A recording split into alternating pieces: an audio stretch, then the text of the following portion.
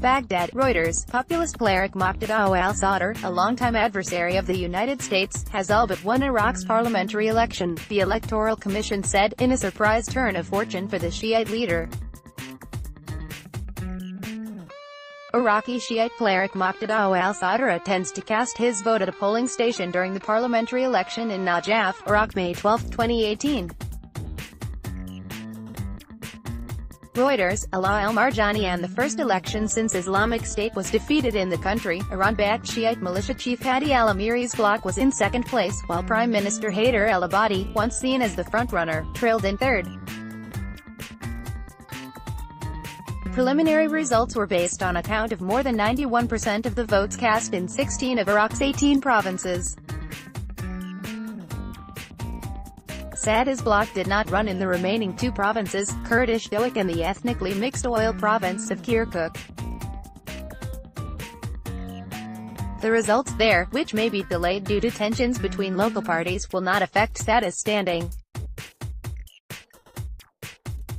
Unlike Abadi, a rare ally of both the United States and Iran, Sadr is an opponent of both countries, which have wielded influence in Iraq since a US-led invasion toppled Sunni dictator Saddam Hussein in 2003 and thrust the Shiite majority into power.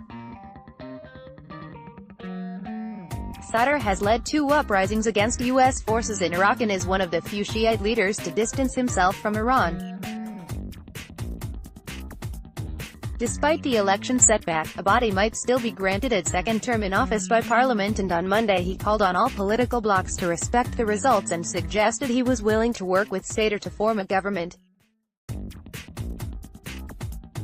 "We are ready to work and cooperate in forming the strongest government for Iraq, free of corruption," Abadi said in a live televised address. Corruption has been at the top of Sadr's agenda for several years. Projecting himself as an Iraqi nationalist, Sadr has a zealous following among the young, poor and dispossessed, but he had been sidelined by influential Iran-backed figures. He cannot become prime minister as he did not run in the election, though his apparent victory puts him in a position to pick someone for the job.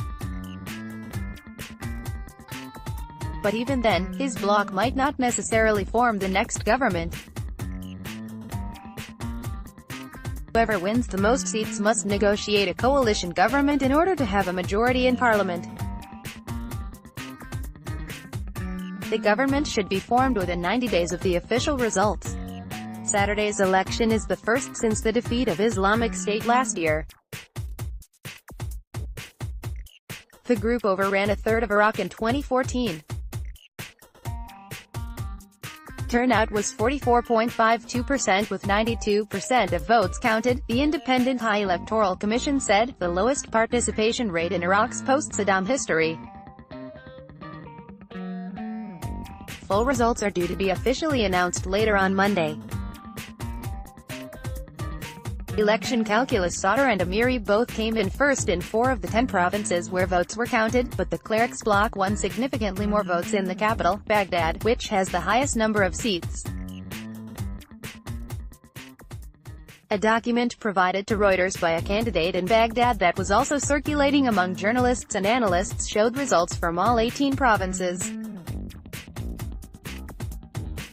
Reuters could not independently verify the document's authenticity, but the results in it for the 16 announced provinces were in line with those announced by the Commission. Reuters' calculations based on the document showed Sadr had won the nationwide popular vote with over 1.3 million votes and gained around 54 of Parliament's 329 seats. Iraqi Shiite cleric Moqtada al-Sadr visits his father's grave after parliamentary election results were announced, in Najaf, Iraq, May 14, 2018. Reuters. Alaa al-MarjaniIn was followed by Amiri with more than 1.2 million votes, translating into around 47 seats, and Abadi with more than 1 million votes and about 42 seats. Former Prime Minister Nouri al-Maliki, a close ally of Iran like Amiri, came in fourth, with around 25 seats. The remaining uncounted ballots, mostly from Iraqis abroad, the security services, and internally displaced people voting in camps and elsewhere, might change the final seat tallies but only marginally. Winning the largest number of seats does not automatically guarantee that Sadr will be able to handpick a prime minister. The other winning blocs would have to agree on the nomination. In a 2010 election, Vice President Ayad Alawi's group won the largest number of seats, albeit with a narrow margin, but he was blocked from becoming premier, for which he blamed Tehran. New government. A similar fate could befall Sadr. Iran has publicly stated it will not allow his bloc to govern. We will not allow liberals and communists to govern in Iraq. Ali Akbar Velayati, top advisor to the Islamic Republic's supreme leader Ayatollah Ali Khamenei, said in February. His statement, which sparked criticism by Iraqi figures, was referring to the electoral alliance between Sadr, the Iraqi Communist Party, and other secular groups which joined protests organized by Sadr in 2016 to press the government to see through a move to stem endemic corruption. Iraqi Communist Party Secretary General Raed Fahmy told Reuters the vote in favor of Sadr's list, backed by his group, is a clear message that we must have balanced relations with all countries based on non-interference in Iraq's internal affairs. Everybody is welcome to provide support to Iraq, but not at the expense of its sovereignty and independence, he added. Slideshow. 7 images. During the campaign, frustrated Iraqis of all shades complained about their political elite's systematic patronage, bad governance and corruption, saying they did not receive any benefits of their country's oil wealth.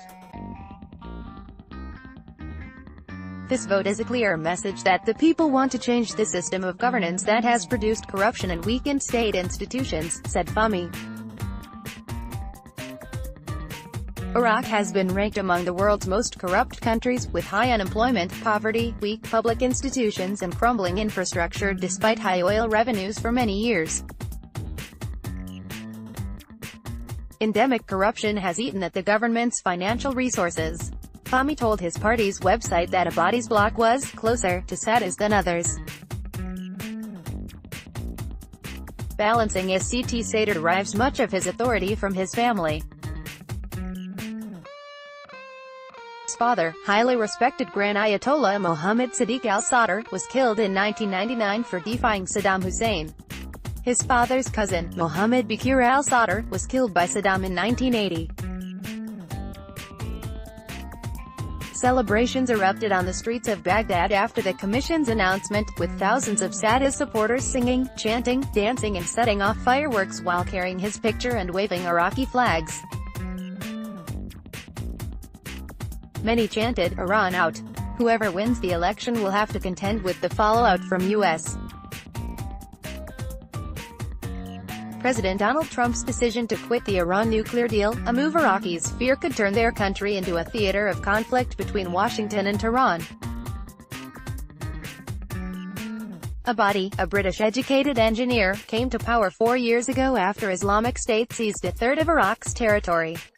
He received U.S. military support that was helped the victory of Iraqi security forces over the Sunni militant group, and gave free rein to Iran to back Shiite militias fighting on the same side. If Parliament does grant him a second term, Abadi will remain under pressure to maintain the balancing act between Washington and Tehran. Reporting by Ahmed Aboulenin and al-MarjaniIn. Additional reporting by Raya Jalabi and Erbil. Writing by Ahmed Aboulenin. Editing by Samia Nakul, William McLean and Richard Baum. 4th Hour Standards. The Thomson Reuters Trust Principles.